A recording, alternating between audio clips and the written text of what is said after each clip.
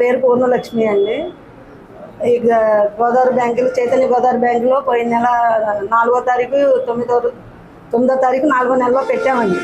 పెట్టి మొన్న 15వ తారీఖు 5వ నెలలో వచ్చి చూస్తే నా బంగారం బాక్సులు అవన్నీ తిప్పేసి ఉన్నాయండి. నాకు కంగారు వచ్చి నేను 27 కాసులు బంగారం కనిపించలేదండి. నాకు పోలీసు వారు న్యాయాధికారులు నా బంగారం నాకు ఇప్పించవలసిందిగా కోరుచున్నామండి. మాది ఆకివీడండి, కోసూరువారి వీధి.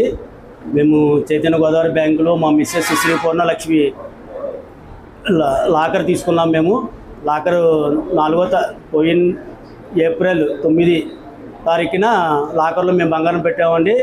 మళ్ళీ 15 మే నెలలో చూసుకుంటే మేము పెట్టిన బంగారంలో 27 కాసులు కనపడలేదండి. ఇదేంటని చెప్పి బ్యాంక్ మేనేజర్ గారు ప్రశ్నించగా మీరే పెట్టుకున్నారు, మాకేం సంబంధం లేదని అన్నారండి. మేము కంప్లైంట్ చేసామండి. మా బంగారం పోయి 23 రోజులు అవుతుందండి.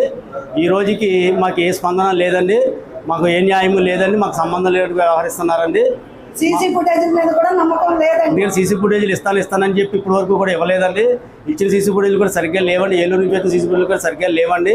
ఈ సీసీ ఫుటేజ్ల మీద కూడా నమ్మకం లేదండి. మా బంగారం మాకు బ్యాంక్ మేనేజర్ గారు కంపల్సరీ మా బంగారం మాకు రికవరీ చేసి ఇవ్వాల్సిందిగా కోరుతున్నామండి. మా పోయిన బంగారం మాకు రప్పించాలండి 27 కాసులండి. నమస్తే అండి. చైతన్య గోదావరి గ్రామీణ బ్యాంకు ఆకివీడు బ్రాంచ్ శాఖ మేనేజర్ అండి నేను. నా పేరు కోటేశ్వర రెడ్డి అండి. మన బ్యాంకులో కస్టమర్స్కి లాకర్స్ ఉన్నాయండి. అందులో వల్లభుని శ్రీ పూర్ణలక్ష్మి అనే ఆమె 13వ నెంబర్ లాకర్ కలిగి ఉందండి. మన బ్యాంక్ లాకర్లో కూడా అన్ని బ్యాంకుల లాకర్ లాగా బ్యాంకు సిబ్బందికి ఒక మాస్టర్ కీ ఉంటుందండి. కస్టమర్కి ఎవరికి వాళ్ళకి సెపరేట్ కీ ఉంటుందండి.